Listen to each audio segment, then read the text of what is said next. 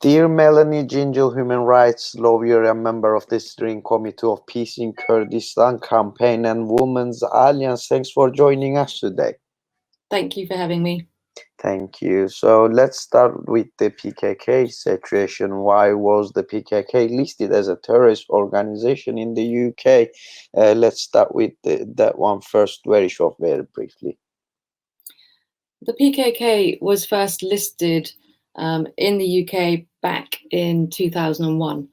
And it wasn't listed alone. It was listed as part of a long list of different organizations from around the world.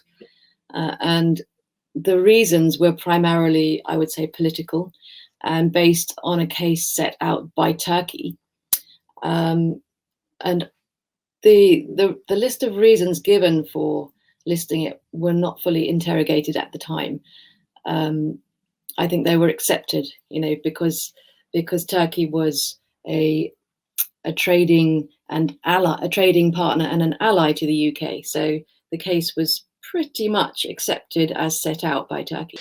Given that the PKK has not committed acts of terrorism on British soil and does not seem to be a threat to British interests abroad, why is it still listed as a terrorist organization? Those also you have involved to the latest APPG report that been prepared in Parliament as well.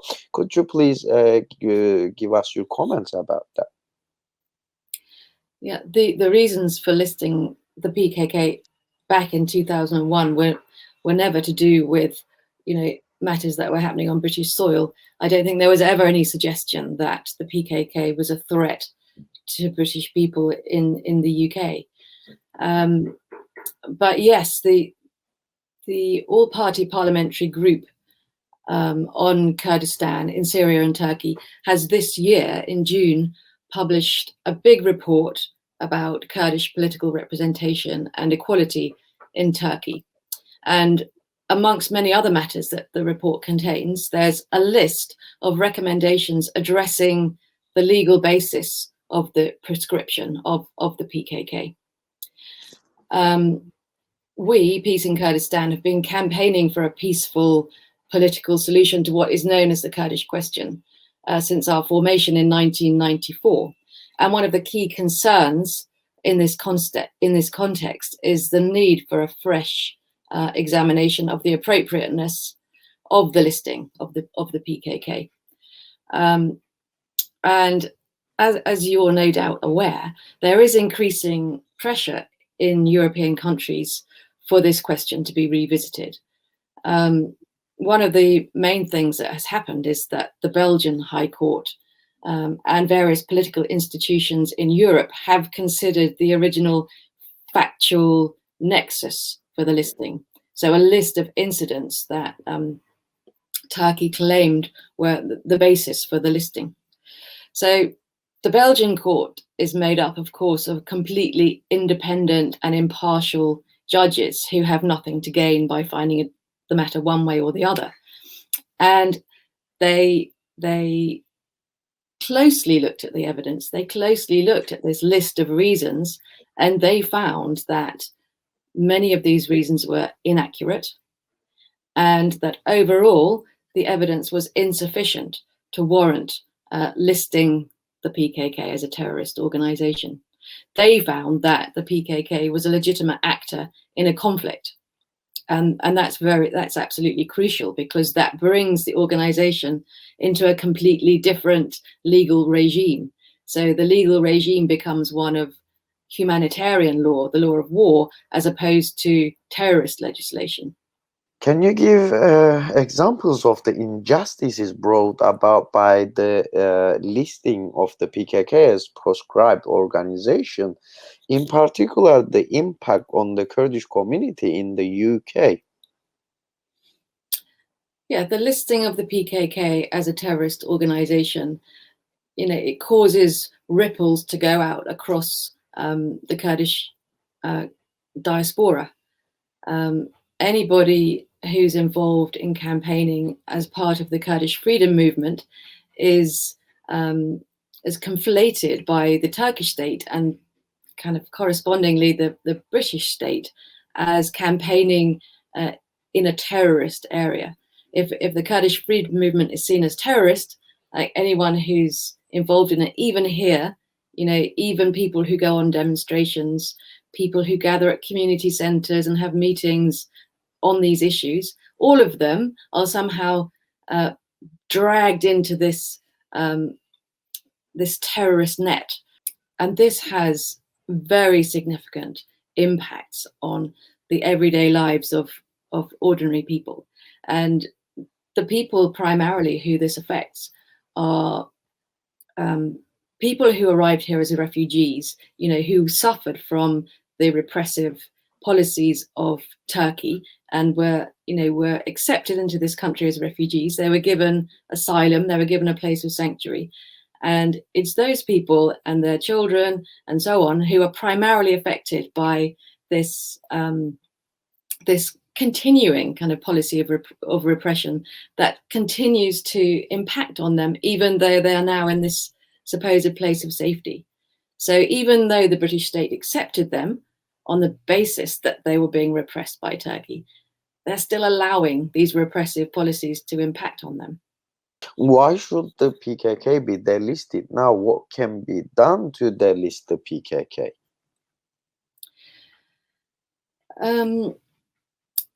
The listing of the PKK now presents actually a fatal blow to any potential peace process. If one's opponent is a terrorist, the obvious strategy in relation to that opponent is an attempt to crush them and criminalize them. If, however, your opponent is a legitimate actor in a conflict, as the Belgian court found, then the strategy becomes very different. It becomes one of negotiation and discussion, with the end game being an attempt to find a peaceful political solution, one that acknowledges the grievances on both sides and one which leads to a lasting peace based on equity and human rights. Obviously, that's a long process, but the starting point is to have both sides at the table.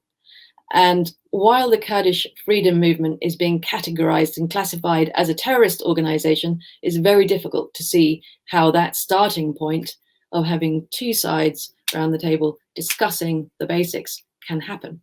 In terms of what can be done now about delisting the PKK, we need to bring pressure to bear on institutions to do the right thing. So in international law, there's a distinction between movements that are fighting repressive governments with the backing of large sections of the population and groups like ISIS that terrorize the population. This is a distinction that needs to be emphasized. And once that distinction is understood and accepted, and it does represent the reality in this case, the Kurdish freedom movement is a very broad-based movement. It's not a small organization that terrorizes the population. So this push to delist the PKK now is based both in international law and in the reality on the ground. So we need to make sure that that institutions understand this, and it is starting to happen. We had the Belgian case.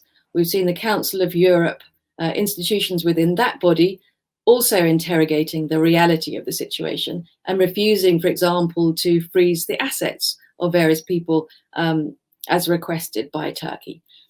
We've seen the all-party parliamentary group in the UK produce this report and call for the UK government to reconsider this question. There's also, of course, legal methods people can apply to the European Court on this matter. And there's America as well. Pressure needs to be brought there. So pressure needs to be brought, if possible, in a coordinated fashion. But it does feel like there's a head of steam building up on this issue. Why do you think Europe is still keeping silence against Turkey's war crimes and usage of the chemical weapons? Yes, we've been receiving credible reports for over 5 months now of the use of chemical weapons by Turkish forces in South Kurdistan in Iraq. So despite these numerous reports, including actual video footage detailing the use of these illegal weapons, including the killing of 3 Kurdish fighters in the last week, international institutions, European powers are failing yet again. They are not taking a strong stance against this. We know that international law is not like domestic law. There's no overriding authority, and there's no international police force to implement conventions against chemical weapons. International law is based on consensus, and at the root, it's based on the self-interest of states. It does, however, claim to be better than that. It claims an aspiration to universal human rights, and it claims to be seeking international peace and stability within nations and between nations. So we should be continuing to demand that these institutions, these Western European states, live up to these ideals and condemn the atrocities when they are set out in front of them in the detail that we've seen. International institutions should be conducting the necessary independent investigations. They should be punishing the perpetrators, and they should be providing remedies to the underdog victims of these powerful states. And Turkey in this instance is being aided and abetted in practical terms by other European countries, including the UK, in terms of arms trading and provision of weapons. So the UK is directly complicit in what's happening, and that perhaps gives us a little clue as to why these international institutions and so on are not taking the stance that they should be taking. Dear Melanie Gingell, human rights lawyer and member of the Steering Committee of Peace in Kurdistan and Women's Alliance, thanks for joining us. Thank you for your valuable comments today. Thank you.